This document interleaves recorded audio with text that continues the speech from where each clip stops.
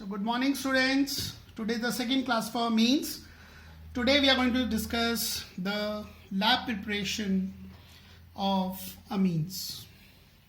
We are going to discuss lab preparation of amines.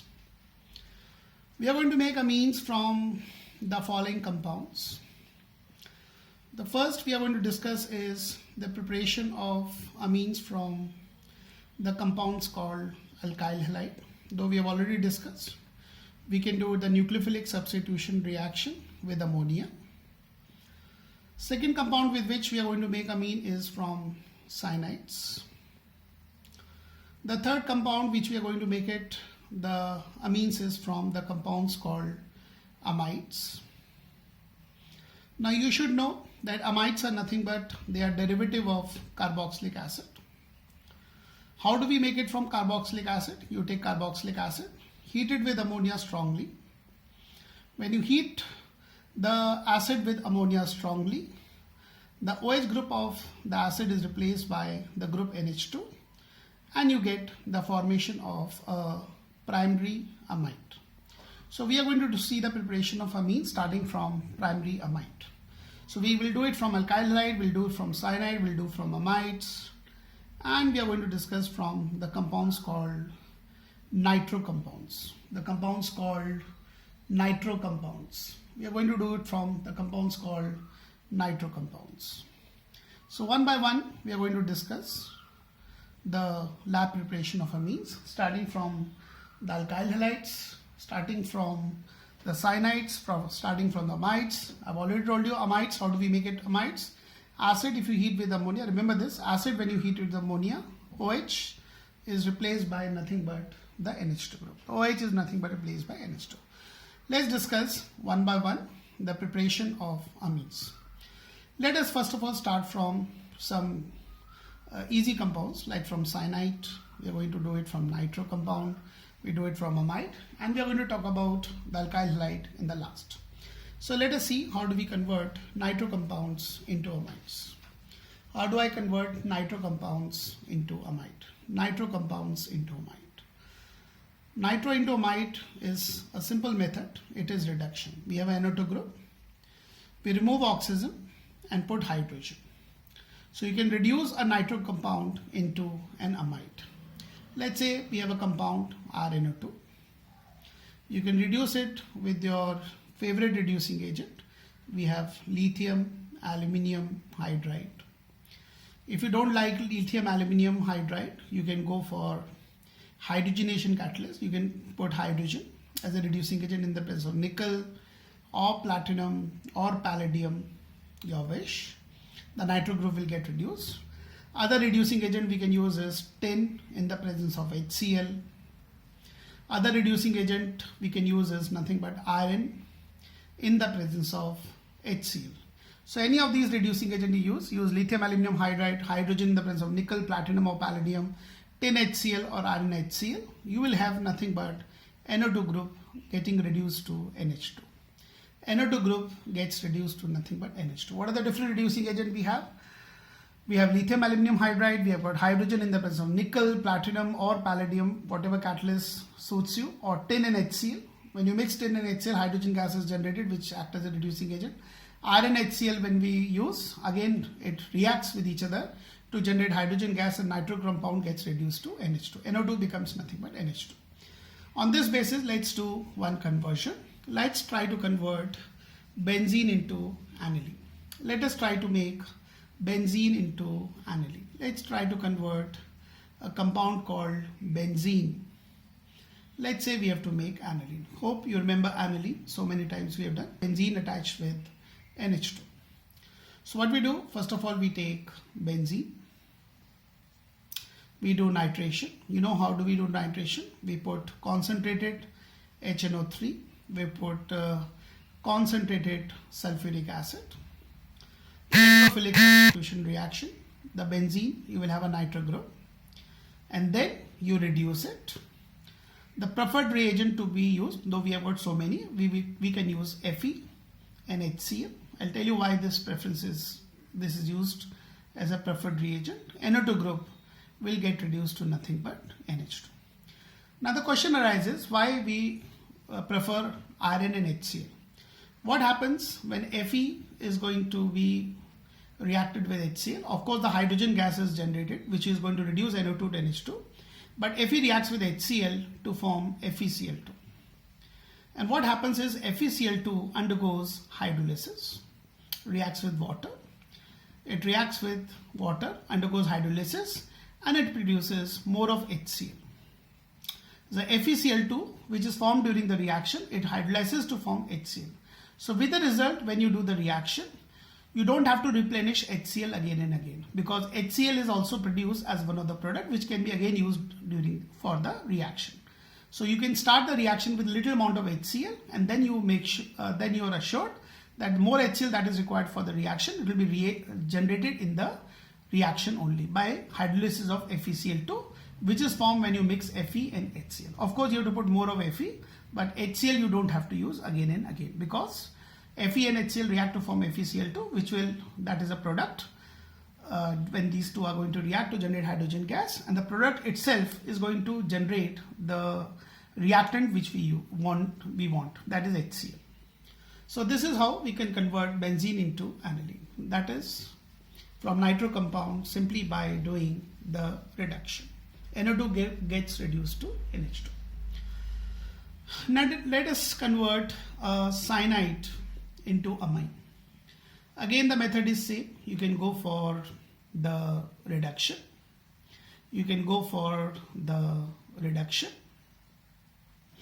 The reducing agent which are available to us is lithium aluminum hydride, which is very expensive. You can use any hydrogenation catalyst. You can use hydrogen in the presence of nickel, platinum or palladium. Or we can use nothing but sodium mercury, that is you can use sodium amalgam in the presence of ethanol. All of these are nothing but the reducing agent. Though we have done this reaction in the alkyl halide, if you have a cyanide, use any of the reducing agent. Let's say we are using lithium aluminum hydride. What is going to happen? Two hydrogens are going to add up over here, and you will get the single bond. You will get CH2, single bond NH2. You get the formation of none other than your primary amine. So cyanide on reduction, two hydrogens are added during the reduction and you get the formation of primary amine. Let's say we have to convert, see this conversion, though already we have discussed. Let's convert ethane into propane amine. As you can appreciate, this is a step-up reaction. In this, you have to increase one carbon. So we can start with ethane. First of all, we need to put a halogen. Let's say we react with chlorine in the presence of sunlight. The hydrogen will be replaced by Cl. Then to increase the carbon by 1 unit, we do the nucleophilic substitution reaction with KCl. We have already discussed the Cl will be replaced by none other than your Cl. And then you can reduce it simply by using lithium aluminum hydride followed by the reaction with water. The CN group becomes nothing but CH2 NH2. So you get the formation of the corresponding primary amine. So cyanide method is, it comes into head only when you have to increase the carbon atom by 1 unit. So this was again from cyanide. The method is same. It is reduction. Nitro compound also by reduction. Cyanide also by reduction. Now let us use the third compound by which you can make an amine, that is starting from none other than your amides. I've already told you amides are nothing but your acid derivatives. Just to revise, how do we make an amide? You take carboxylic acid, heat it with ammonia strongly. If you heat it strongly with ammonia, OH is replaced by NH2, that is a net reaction, and you get the formation of primary amide. It is a formula of a primary amide. We do have a secondary and tertiary amide also. In secondary amide, we'll have this hydrogen replaced by one R group. There's a one more R group over here replacing hydrogen. If you've got a secondary tertiary amide, both these hydrogens will be replaced by the R group. We'll have NRR that way. So we are getting a formation of primary amide. Now there are two methods of making amide into amine. Number one is by reduction. In this, the number of carbon atoms will not change. We have got reduction. And second reaction that we have to discuss is nothing but called as the Hofmann It's called Hoffman bromamide.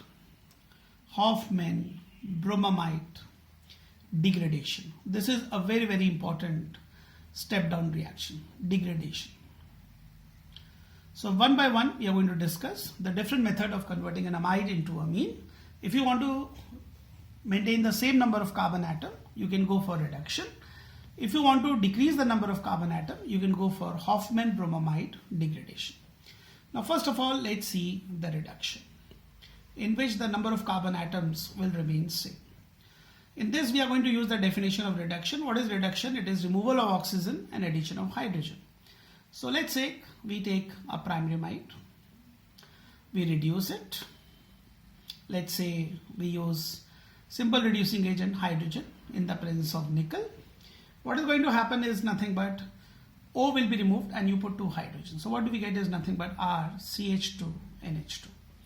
Oxygen is removed, addition of hydrogen, you get nothing but the formation of primary amine.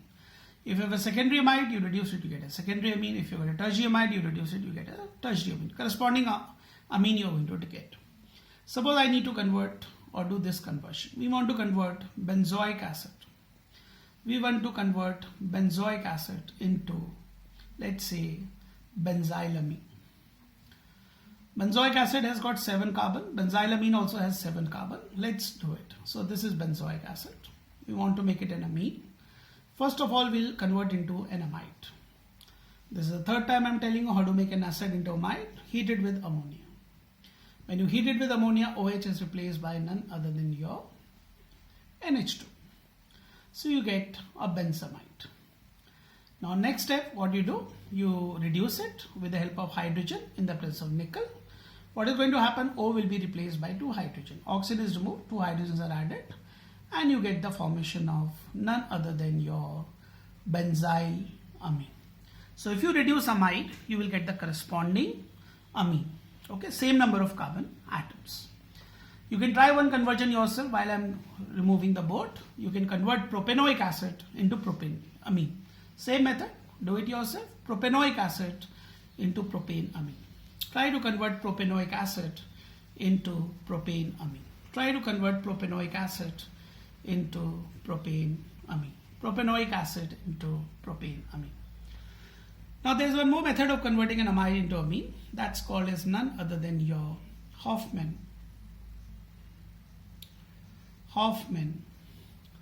bromamide. Hoffman bromamide degradation. Hoffman bromamide degradation. As the name suggests, degradation means degrade. Degrade means to reduce or to vanish. So Hoffman bromamide degradation. In this, what is going to happen is a primary amide will convert into primary amine, with 1 carbon less. Primary amide will convert into primary amine with 1 carbon less. The carbon atom will decrease by unity.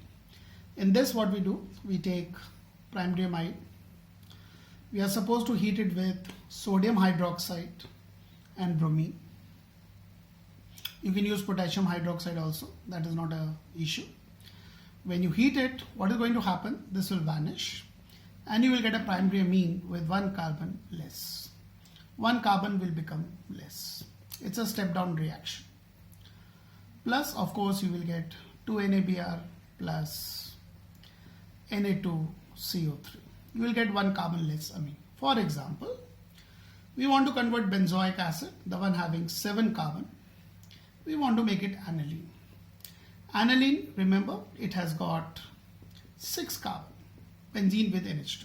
So basically in this conversion, I have to reduce carbon by unity. So I start with benzoic acid. First of all, I will make it amide. How do I make it amide? Heat it with ammonia. OH replaced by NH2. You will get nothing but the formation of benzamide. Benzamide, you heat it with NaOH and Br2. If you heat it, this will go and you will get nothing but the formation of aniline with the 6 carbon, 1 carbon is going to be less. Next one is, you can try this conversion yourself. You can try to convert propanoic acid into ethanamine. Try to convert propanoic acid into none other than your ethanamine. This is also a step down reaction. You can try yourself. Same method you have to make. So this was 2 methods of converting an amide into amine. Number 1 was the reduction, and the second one we have discussed was Hofmann bromamide degradation, a very important step down reaction. The carbon atom decreases by 1 unit. Now let us discuss the last method of preparation. It's from alkyl halide. Let's see how do we convert alkyl halide into amine. Alkyl halide can be converted into amine. There are 2 methods. The first one, it's called Hofmann ammonolysis reaction. Hofmann ammonolysis. Lysis means breaking. Ammonolysis reaction, a nucleophilic substitution reaction. Another one is your Gabriel thalamide. pH is silent. It's called thalamide. Thalamide synthesis.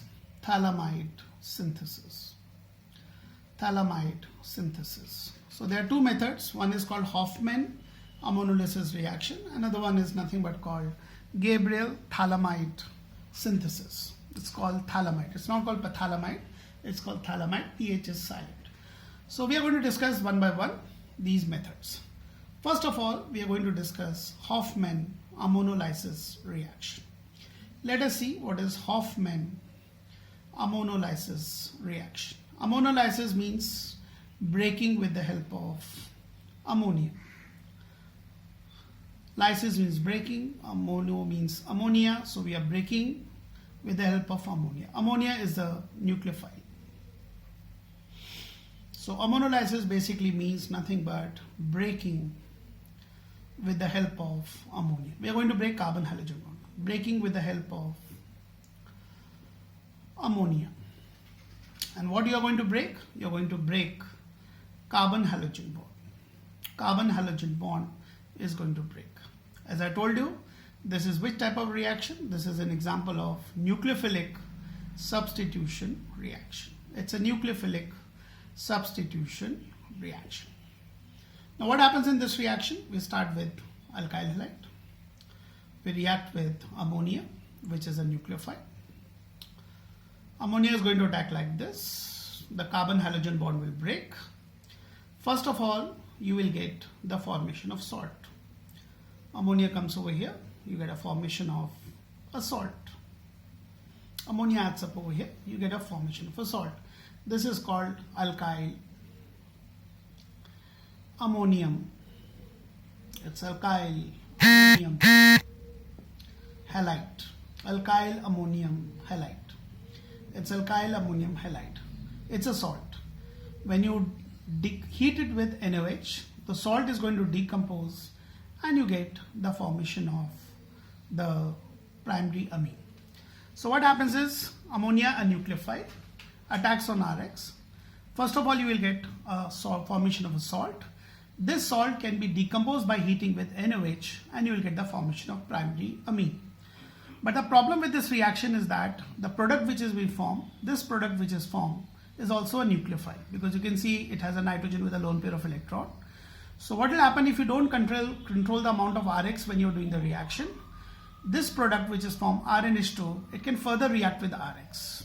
It can undergo further reaction with Rx and you're going to get one more hydrogen getting replaced by R. This hydrogen will be replaced by R and you can get the formation of a secondary amine, which can react further, and you can, because secondary amine is also, I just write, suppose if you don't have Rx in a controlled amount, it can react further with Rx. One hydrogen more will be replaced by R. You will get the formation of the secondary amine. It can react further with one more Rx. Again, one more H is replaced by R. You will have a formation of tertiary amine. This is again a nucleophile. This is also a nucleophile. So the reaction keeps on happening with Rx. If the Rx is not present in the controlled amount, it can further react with Rx because again it's a nucleophile, and ultimately you're going to get the formation of the quaternary amine. So when you do Hofmann ammonolysis reaction without controlling the amount of Rx, if you don't control the amount of Rx you're using this reaction, if you put Rx and ammonia together, you will get some amount of primary amine, you will get some amount of secondary amine, you will get some amount of tertiary amine, and you will get some amount of quaternary amine. You get a mixture of product which is difficult to separate. So with the result, what will happen? Apart from the product that you need, you get some other product also which you don't need it, and it's difficult to remove those byproducts. So this method is basically not preferred to make pure amines, because we're not going to get pure amines. We'll get a mixture of primary, secondary, tertiary and quaternary amine. What does this mean? I can write this reaction in other way also.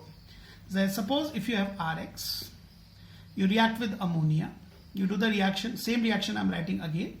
When you put Rx and ammonia and you don't control their amount, you will get some amount of primary amine, you will get some amount of secondary amine, you will get some amount of tertiary amine, you will also get some amount of the quaternary amine. You get a mixture of amine, you get the mixture of products which is difficult to separate. The mixture of products you're going to get which is difficult to separate, and that's why this method is generally not preferred to make pure amines. So suppose somebody asks you in the exam why this method is not preferred to make pure amines, because we get a mixture of primary amine, secondary amine, tertiary amine, quaternary amine. We get the mixture of all the four products which is difficult to separate. And why this happens? Because the product which is formed, like in this case RNH2 which is formed, is again a nucleophile. It can further undergo reaction with Rx. You get secondary amine. Again, secondary amine is a nucleophile. It can further undergo reaction with Rx. You're going to get a tertiary amine. Tertiary amine is again a nucleophile. It can further react with Rx and you can get quaternary amine. So the product keeps on reacting further with Rx and you get the mixture of products. So when you react Rx and ammonia, you will not get RNH2, but you will get also the formation of secondary amine, tertiary amine, quaternary amine. The mixture of product is obtained. So this particular method is not preferred to prepare pure amines. I'm going to write this on the blackboard also. Though I've already explained you that why this particular method is not preferred to prepare pure amines.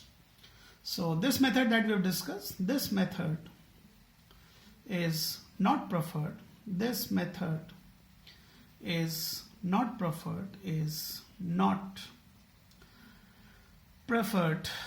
preferred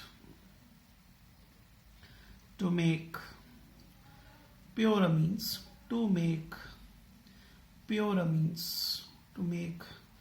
pure amines as mixture of primary amine, secondary amine, tertiary amine and quaternary amine is obtained.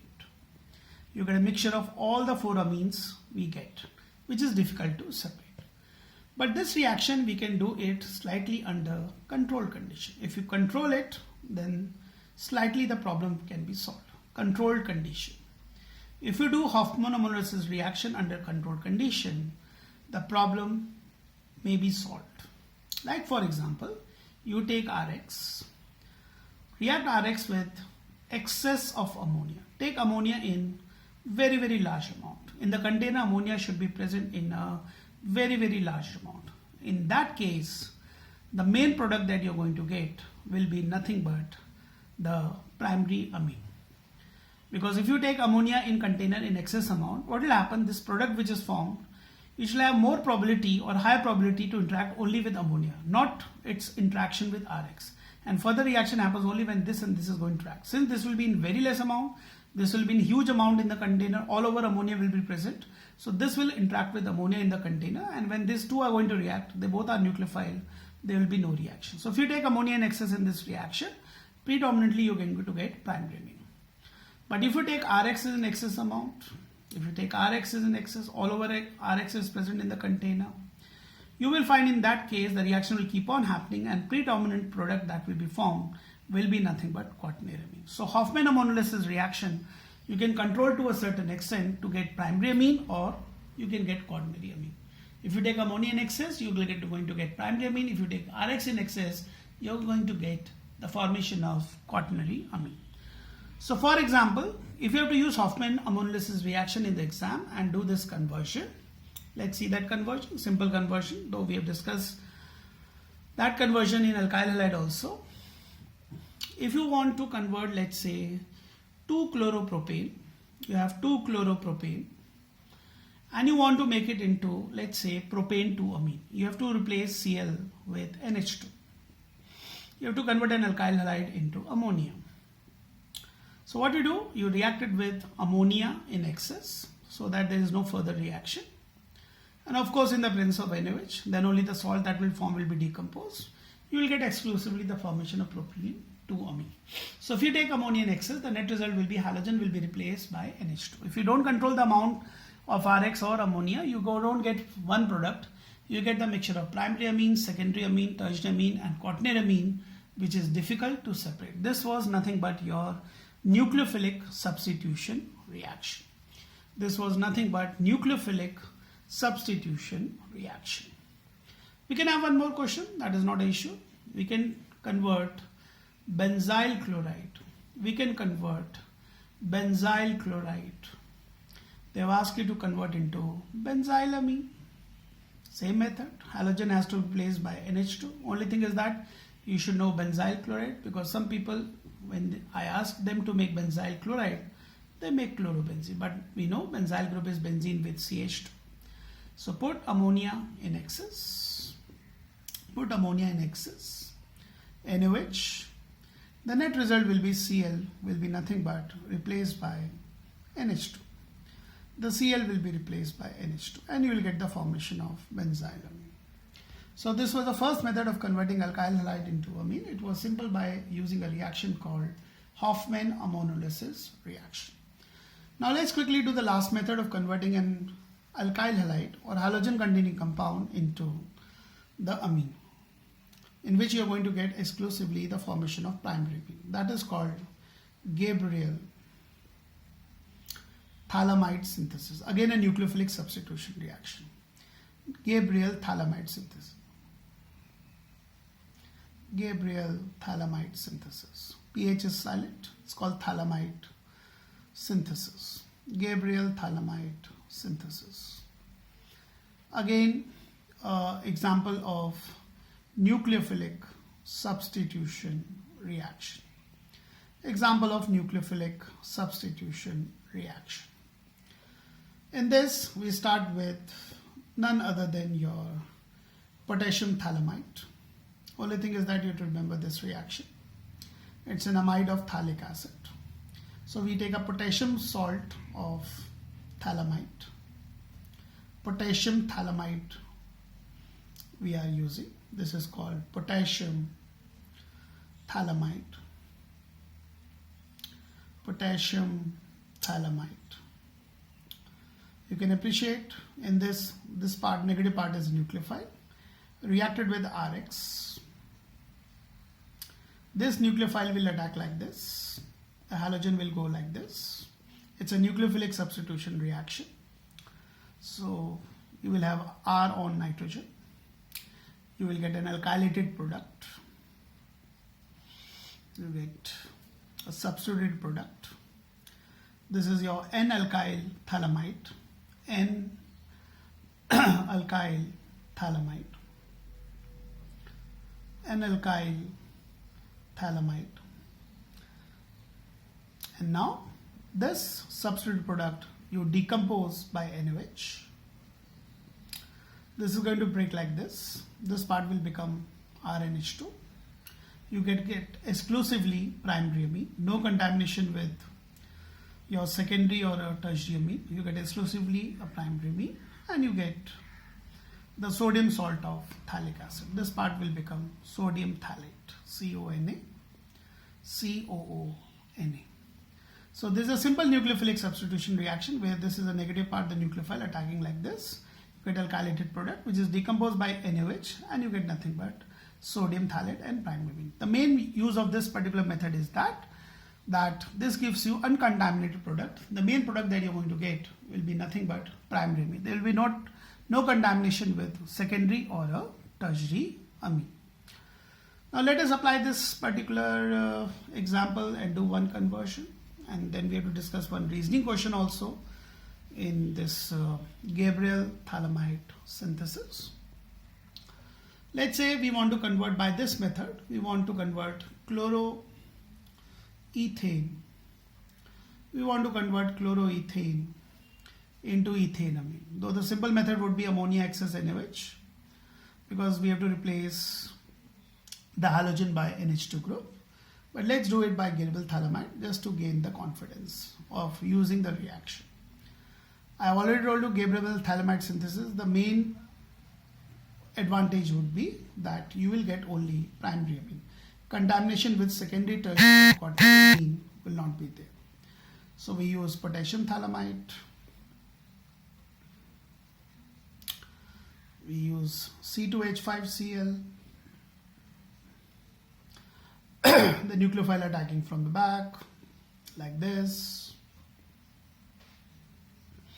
You get an alkylated product.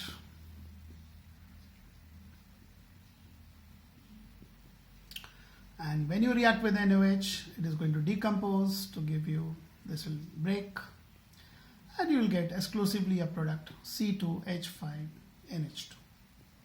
You will get an exclusive product C2H5NH2. Now before we end the class, we'd like to discuss one reasoning question, that why Gabriel thalamide synthesis cannot be used to make aromatic amine. Like aniline, if you want to make, you can't use Gabriel thalamide synthesis. This is one of the NCERT question. Let's ponder over the reason. Why Gabriel thalamide synthesis? Why Gabriel thalamide synthesis? Thalamide synthesis cannot be used. Cannot be used. You cannot use this method. The limitation of Gabriel thalamide cannot be used to make what is the product is nothing but your aromatic amine. Like aniline, you can't make using Gabriel thalamide synthesis. Aniline cannot be made. For example, aniline cannot be made by using Gabriel thalamide synthesis. The answer is as follows.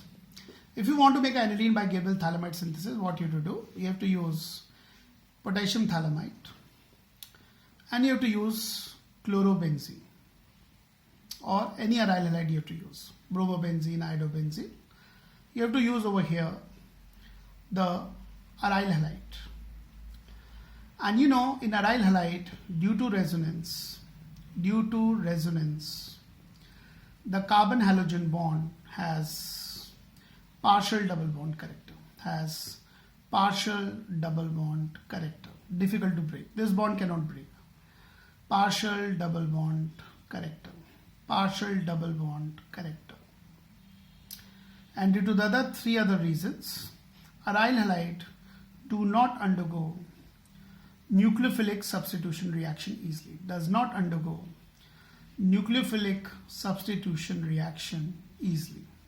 And this is an example of a nucleophilic substitution reaction.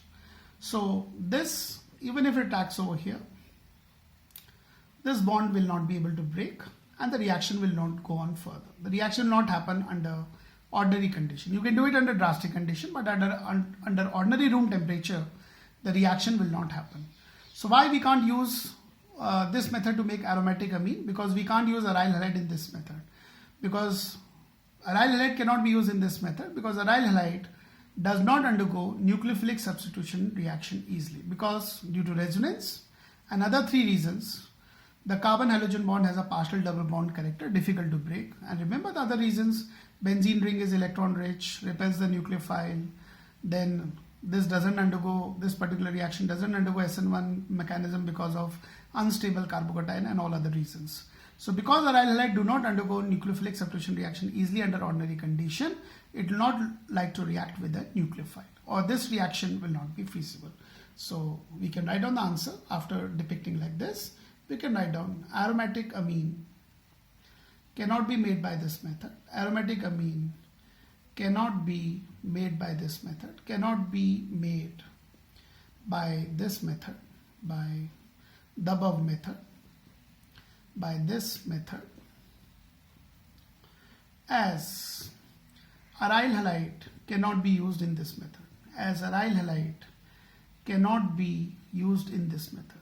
Because if you want to make aromatic amine, you have to use aryl halide. Aryl halide cannot be used in this method. In this method, cannot be used in this method. You can't use aryl halide in this method, as their tendency to undergo nucleophilic substitution reaction, is very less. To undergo nucleophilic substitution reaction is very less. And this is an example of your nucleophilic substitution reaction. So if you want to make aromatic amine, you have to use aryl halide in this reaction.